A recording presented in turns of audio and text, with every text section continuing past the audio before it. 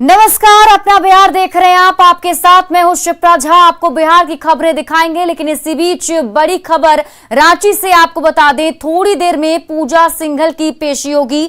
बड़ी खबर आपको रांची से बता रहे हैं, बस थोड़ी देर में पूजा सिंघल की पेशी होगी। पूजा सिंघल की जज के सामने पेशी होनी है।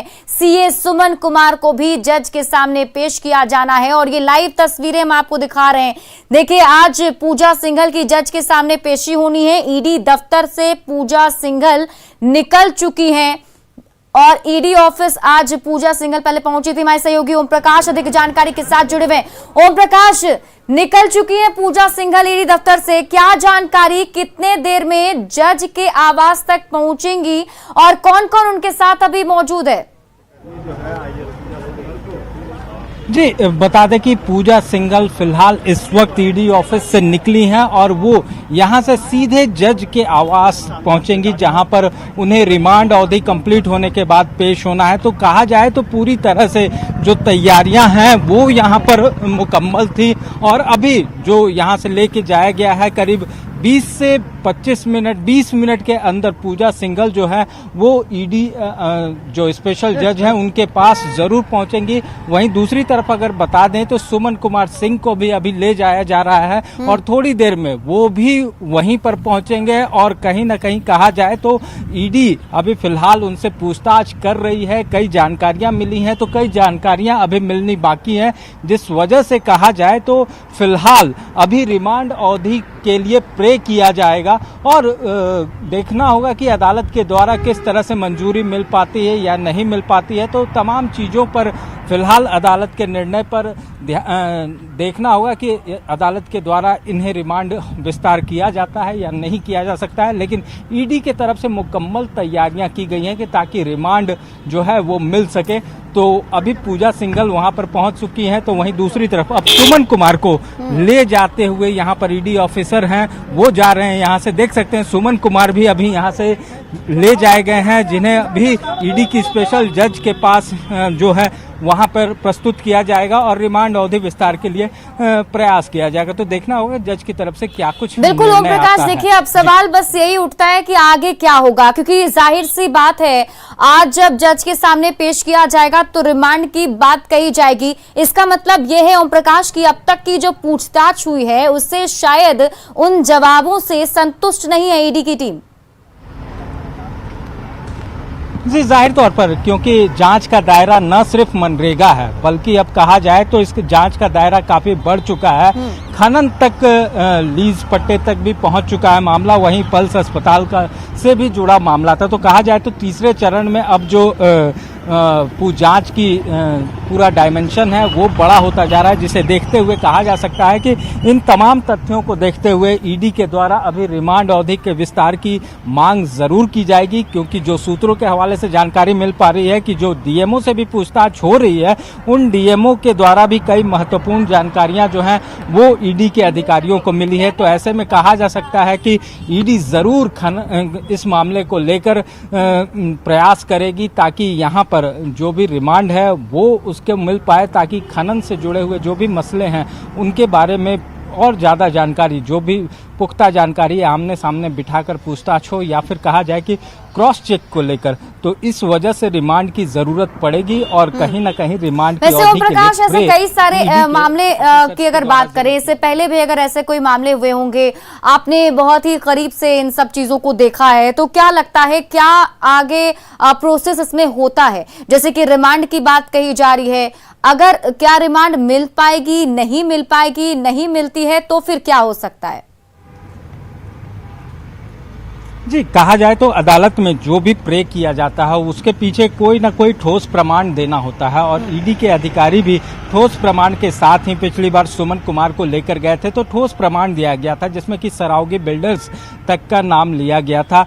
क्योंकि उन्हीं के द्वारा जमीन खरीदी गई थी और उसके आधार पर ईडी के द्वारा टीम के द्वारा छापेमारी भी की गई थी और उस दरमियान कई एविडेंस भी रखे गए थे। तो उन एविडेंस के माध्यम से सुमन कुमार की रिमांड अवधि को विस्तार मिला।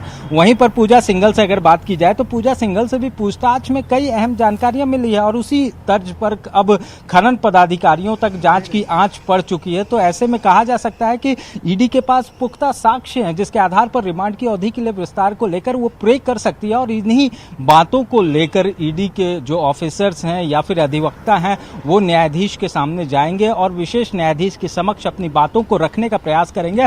देखना होगा कि न्यायाधीश जो हैं, जो विशेष ईडी के विशेष कोर्ट के न्यायाधीश हैं, वो इन बातों से कितना संतुष्ट हो पाते हैं और क्या जो रिमांड अवधि मांगी जाएगी उस पर वो अपनी मुहर लगा पाते हैं कि नहीं लगा पाते।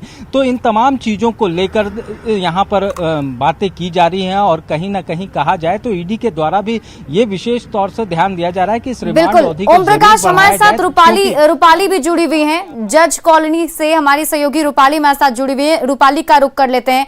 रूपाली, आप तक क्या जानकारी, वहां पर किस तरह का हलचल आप देख पा रही हैं और क्या जानकारी मिल पा रही है, कितने देर में वहां पूजा सिंघल पहुंचने वाली हैं?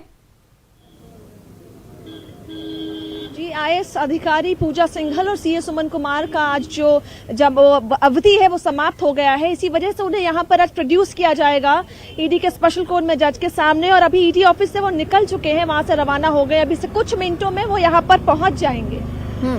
वहां पर किस तरीके का हलचल आप देख पा रही हैं, क्या तैयारी वहां देख पा रही हैं आप रूपाली?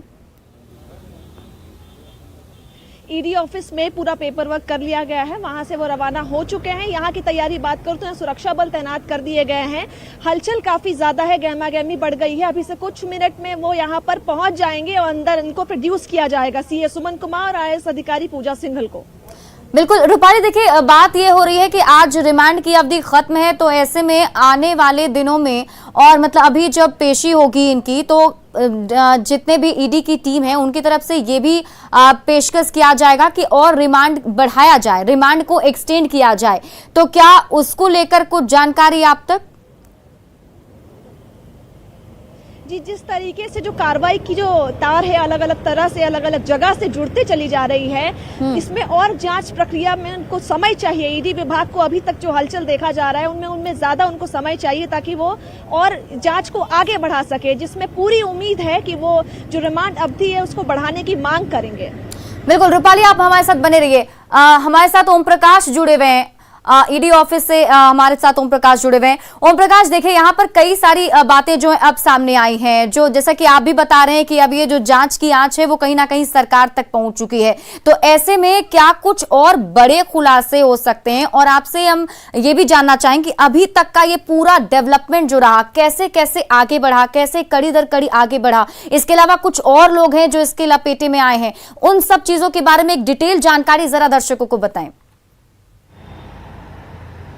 जी, बता दें कि पूरा मामला जो है वो मनरेगा जांच से शुरू हुआ। पीआईएल इस पर किया गया था, मामला हाईकोर्ट में था। हाईकोर्ट की तरफ से जाहिर तौर पर ईडी के द्वारा दबाव बनाया गया और कहीं ना कहीं ईडी की टीम इस मामले में एक्टिव हुई। उसके बाद ताबड़तोड़ छापेमारी हुई, जिसके बाद पूरे मामले को लेकर 19 करोड़ से ऊपर की रकम जो है वो बरामद होता है सीए के ऑफिस के पास सुमन कुमार के घर से। तो पूरे मामले को लेकर सुमन कुमार की पहले गिरफ्तारी होती है, उसके बाद पूजा सिंघल और अभिषेक झा जो कि पूजा सिंघल के पति है, तीनों से पूछताछ की जाती है पूरे मामले में। उसके बाद पूजा सिंघल की गिरफ्तारी होती है। वहीं धीरे धीरे जो मामला था वो मनरेगा घोटाले से होते हुए पल्स अस्पताल तक पहुंचा, क्योंकि पल्स अस्पताल की जमीन को लेकर कई सवाल उठे। वहीं पर पल्स अस्पताल के निर्माण को लेकर भी कई सवाल उठे, क्योंकि न उनमें जो कागजात थे वो जरूरी कागजात अवेलेबल थे और न ही जाहिर तौर पर जो जमीन की पेपर थे वो भी पूरी तरह से प्रॉपर थे, जिस वजह से जमीन की आंच को लेकर पल्स अस्पताल तक ये पूरा मामला शिफ्ट हुआ। उसके बाद पल्स अस्पताल की जांच में सरावगी ब्रदर्स हों या फिर रुंगटा ब्रदर्स, इन दोनों का नाम आया। हालांकि सरावगी आलोक राउगी से तो पूछताछ हुई, लेकिन रुंगटा ब्रदर्स को अभी तक नहीं बुलाया गया है। मामले में अब देखना होगा कि आने वाले दिनों में उन्हें भी बुलाया जाए। वहीं दूसरी तरफ अगर बात की जाए तो इसके बाद ये मामला यहाँ से भी उठता है और मामले में जो खुलासे होते हैं जो सीए सुमन कुमार के द्वारा, उसके तरफ से जाहिर तौर पर यह बताया जाता है कि खनन पट्टे से भी काफी पैसा जो था वो पूजा सिंघल के तक पहुंचता था और उसके मार्फत।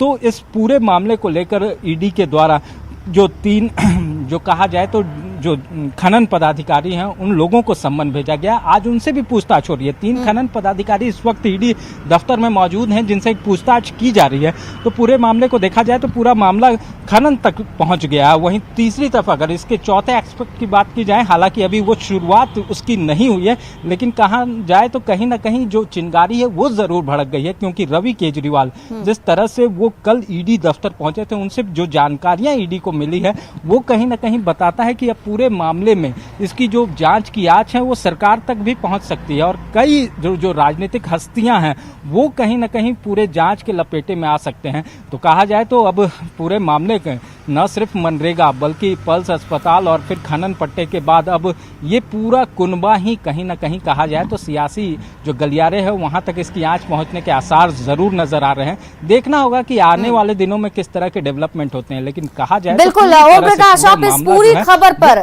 नजर बनाए रखिए। बहुत बहुत शुक्रिया तमाम जानकारी के लिए और बहुत बहुत शुक्रिया रूपाली आपका भी तमाम जानकारी साझा करने के लिए। बढ़ते हैं आगे, पूर्णिया से बड़ी खबर सामने आ रही है। लापता छात्रा को बरामद कर लिया गया है। तो पूर्णिया से आपको ये बड़ी खबर बता रहे हैं जहां लापता छात्रा को बरामद कर लिया गया है। 14 मई से छात्रा लापता थी जिसे बरामद कर लिया है। उर्सलाइन स्कूल की छात्रा थी जिसे बरामद किया गया है। पुलिस दबिश के कारण छात्रा को छोड़ा गया।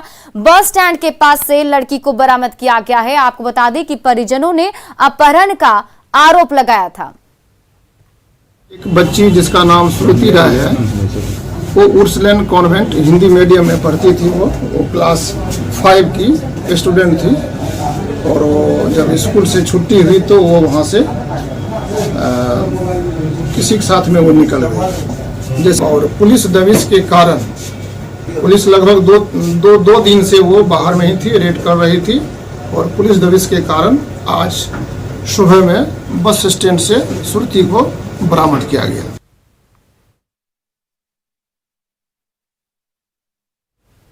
और हमारे साथ हमारे सहयोगी प्रवीण अधिक जानकारी के साथ जुड़े हुए हैं। प्रवीण, क्या कुछ अपडेट इस मामले पर? जी चित्रा, मैं बता दूं कि ये 14 मई को लड़की उर्सलाइन स्कूल से लापता हो गई थी और उसके बाद परिजनों ने एक महिला पर प्राथमिकी दर्ज करवाई थी जिसमें उनका कहना था कि लड़की का एक महिला कविता सिंह ने अपहरण कर लिया। लेकिन आज वो लड़की सुबह में बस स्टैंड के पास बरामद हुई। सदर एसडीपीओ सुरेंद्र कुमार सरोज से हमारी बात हुई। उन्होंने कहा कि पुलिस दबिश के कारण जिन लोगों ने उसे लेके गया था वो बस स्टैंड के पास छोड़ गए हैं और लड़की वहां से पुलिस के द्वारा थाना लाई गई है। अभी पूछताछ की जा रही है और उनका कहना है कि जब तक ये बयान नहीं हो जाता है अभी कुछ भी कहना स्पष्ट नहीं हो पा रहा होगा। 164 के बयान के बाद ही स्पष्ट कहा जा सकता है कि आखिर किस वजह से लड़की को कहाँ लेके गया था, क्या वजह है। कहीं इसके पास इसके पीछे घरेलू मामला तो नहीं है या कहीं अपहरण का मामला नहीं है, ये अभी स्पष्ट नहीं हो पा रहा है। जी सिप्रा, चलिए बहुत बहुत शुक्रिया तमाम जानकारी के लिए प्रवीण। बढ़ते आगे, गोपालगंज में कूड़े की ढेर पर बम धमाका हुआ है। घटना कटैया थाना क्षेत्र के वार्ड नंबर 4 की है। धमाके की आवाज इतनी तेज थी कि 1 किलोमीटर तक लोगों को सुनाई दी। गनीमत रही कि वहां पर कोई मौजूद नहीं था, नहीं तो बड़ा हादसा हो सकता था। बताया जा रहा है कि कटैया नगर के वार्ड नंबर 4 कूड़े के ढेर पर अचानक बम धमाका हुआ। जहां पर धमाका हुआ है वहां 2 फुट तक जमीन गहरा हो गया है। वहीं बारूद चारों तरफ बिखरा हुआ है। स्थानीय लोगों के मुताबिक पहली बार इस तरह का बम धमाका हुआ है। पुलिस को इसकी सूचना दी गई लेकिन अब तक पुलिस जांच के लिए नहीं पहुंची है। बम धमाके के बाद लोगों में दहशत का माहौल है। वहीं हथुआ एसडीपीओ नरेश कुमार ने कहा कि मामले की जांच कराई जा रही है कि ये धमाका कैसा था। हम गए सुस्ता के कॉल पर हाथ गोड़ धोए 5-7 मिनट करीब उतने में ये धमाका भइल। कितना तेज धमाका भइल? तेज तो बहुत धमाका भइल, बहुत तेज। मैंने धमाका भाई। धमाका बहुत बड़ा धमाका था। पूरा यहाँ से लगभग 500 फीट तक आवाज़, बहुत तेज़ आवाज़ आई। इतना तेज़ आवाज़ थी कि सारा लोग वहाँ से भागे हैं, क्या आवाज़ है, कैसा आवाज़ है। और गया से बड़ी खबर आपको बता दी, प्रेमी युगल के साथ मारपीट की गई है। जाति जानने को लेकर ये मारपीट की गई। अब मारपीट का वीडियो सोशल मीडिया पर वायरल हो गया है। कोच थाना इलाके का ये पूरा मामला है जहां मारपीट की गई है। प्रेमी युगल के साथ मारपीट की गई, जाति जानने को लेकर मारपीट की गई है। फिलहाल पुलिस ने इस पूरे मामले पर कड़ी कार्रवाई का भरोसा दिया है। भागलपुर में चेन स्नैचिंग की घटना आम हो गई है। चेन स्नैचिंग गिरोह मॉर्निंग वॉक और पूजा पाठ के लिए निकलने वाली महिलाओं को अपना शिकार बना रहे हैं। ताजा मामला शहर के खरमनचक स्थित नागरमल मॉल के पास का है, जहां 2 बाइक सवार अपराधियों ने एक महिला के गले से चेन छीनकर फरार हो गए। घटना की पूरी वारदात सीसीटीवी में कैद हो गई, जिसके आधार पर फिलहाल पुलिस झपटमारों की तलाश कर रही है। और छपरा से बड़ी खबर आपको बता दें, जमीन विवाद में मारपीट की गई है। धनौती गांव में जमकर मारपीट की गई। विवादित जमीन पर निर्माण का विरोध किया जा रहा था, जिसको लेकर मारपीट की गई। टुनटुन यादव ने यहां पर काम शुरू करवाया था। सीआरपीएफ में टुनटुन यादव तैनात हैं। विरोध करने पर यहां जमकर मारपीट दोनों के बीच हुई। पुलिस के रवैये से लोगों में नाराजगी है और इस मारपीट की घटना में कई लोग घायल हो गए। घर जा रहे थे ना जमीन देखने के लिए, तो टुनटुन यादव ने चाकू मार के मेरे पिता को घायल कर दिया। टुनटुन यादव और राजकिशोर राजकुमार के 2 पुत्र थे और विद्या राय के 3 पुत्र थे और संतोष कुमार थे। उन्होंने मेरे पिता को लाठी और माँ के डंडा से मारा। और दशरथ जी के 3 लड़के थे, एक का नाम राजू है, एक का नाम रवि है और एक का नाम मुझे पता नहीं। ये पूर्ण रूप से विकलांग है। हाँ, ये इनका हाथ देखिए, ये विकलांग है। इनको उन लोगों ने बहुत जोर से मारा, बेरहमी से। और दरभंगा से बड़ी खबर सामने आ रही है। पीएनबी लूटकांड में बड़ा खुलासा हुआ है। लूटकांड के 6 लुटेरे गिरफ्तार किए गए हैं। 7 अप्रैल को सुपौल में लूट हुई थी। लूट के 7 लाख से ज्यादा के कैश जब्त किए गए। लुटेरों के पास से हथियार भी बरामद किया गया है। एक i20 कार से, जिनके पास से अवैध हथियार और गोलियां कुछ जब्त हुई। और चूँकि पहले से सूचना थी उन लोगों के बारे में और उसी के लिए छापेमारी की गई, तो उनसे जब पूछताछ किया गया तो उन्होंने अपना अपराध, ये बिरौल में जो लूट हुआ था, बैंक लूट, उसमें स्वीकार किया और अपने अन्य साथियों के नाम भी बताए हैं। इसमें टोटल अभी तक गिरफ्तारी 6 लोगों की। बांका में राजौन के पीएचडी कार्यालय में शराब पार्टी करते कर्मचारियों का वीडियो सोशल मीडिया पर वायरल हो रहा है। इस वीडियो में विभाग के जेई विजय मंडल सहित कुछ अन्य स्थानीय संवेदक के होने की बात कही जा रही है। वीडियो हम आपको दिखा भी रहे हैं। देखिए किस तरीके से सभी कर्मचारी खाने पीने की व्यवस्था के साथ बैठे हैं। जाम पर जाम छलकाया जा रहा है। हालांकि वायरल वीडियो की पुष्टि न्यूज 18 नहीं करता है। वो संभव नहीं है हम लोग का। जातीय जनगणना पर सीएम नीतीश कुमार ने बड़ा बयान दिया है। सीएम ने कहा कि इस पर जल्द ही अहम बैठक बुलाई जाएगी और इस बैठक में इस पर विचार विमर्श किया जाएगा। सीएम ने कहा कि कोरोना के कारण इस पर सर्वदलीय बैठक नहीं हो सकी थी। अब सब मिलकर बैठक करेंगे और जातीय जनगणना के तरीकों पर बात की जाएगी। सब पार्टी की मीटिंग तुरंत बुलाएंगे और सब लोग बैठ करके सब अपना अपना सुझाव देंगे, तब उसको तैयार करके कैबिनेट का अप्रूवल दे करके उसको शुरू कराएंगे। तो जो मिले थे तो उनको भी बता ही दिया था कि बीच में कई प्रकार की स्थिति थी, कोई बीच में चुनाव हो गया, क्या हो गया, तो मौका नहीं मिला। लेकिन अब हम लोग जल्दी आपस में बातचीत करके एक दिन सबकी सहमति से एक दिन का डेट तय करेंगे और तय करके ज़्यादा दिन नहीं लगेगा, हाल ही में करेंगे। और जब तय करके एक एक बात को और हम लोग अपने यहाँ जो कुछ भी इसके लिए जो किया जा सकेगा, कास्ट सेंसस जब किया जाएगा तो उसके लिए जो पूरी तैयारी लोगों को लगाना पड़ेगा, हर जगह अधिकारियों को, और ठीक ढंग से इसकी गणना हो, गिनती हो, ये देखने के लिए, तो उसके लिए भी हम अंदरूनी तौर पर जो कुछ भी हो सकता है देख रहे हैं। लेकिन सब लोग आएंगे तब तक सुझाव देंगे, तो सुझाव देंगे तो सब सुझाव को देख करके सरकार एक अंतिम उसके लिए नियम बना करके उस काम को आगे। पटना को जल जमाव से मुक्ति दिलाने के लिए सड़कों की खुदाई हो रही है और नमामि गंगे प्रोजेक्ट के तहत जगह जगह पर गड्ढे खोद दिए गए हैं।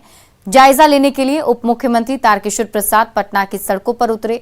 पटना साहिब समेत राजधानी के कई इलाकों का उन्होंने जायजा लिया। उन्होंने नगर विकास विभाग के अधिकारियों को निर्माण कार्य जल्द पूरा कर लेने का आदेश दिया है। साथ ही अभी से लेकर मानसून तक पटना की सड़कों पर कोई नई खुदाई नहीं करने का आदेश दिया। डिप्टी सीएम ने दावा किया कि इस बार मानसून में राजधानी पटना में जलजमाव की स्थिति पैदा नहीं होगी। जो कई शिकायतें मिल रही थी कि गड्ढा की खुदाई करके छोड़ दिया जाता है और उस पर निर्माण कार्य समय पर प्रारंभ नहीं होता है और उसके कारण फिर आम लोगों को आवागमन में कठिनाई होती है। सर दर्जनों जगह खुदाई, हाँ नहीं ठीक है, खुदाई है इसलिए ना हम स्वयं निकले हैं और उसमें एक टाइम बाउंड हमने 31 मई तक उसको डेडलाइन किया है कि उसके अंदर उसका कार्य पूरा करके आप मोटरेबल कर दें जिससे आम लोगों को कोई कठिनाई नहीं। कितनी बड़ी चुनौती है सर, क्योंकि कई जगहों पे खुदाई लगता है कि पूरा रहती है।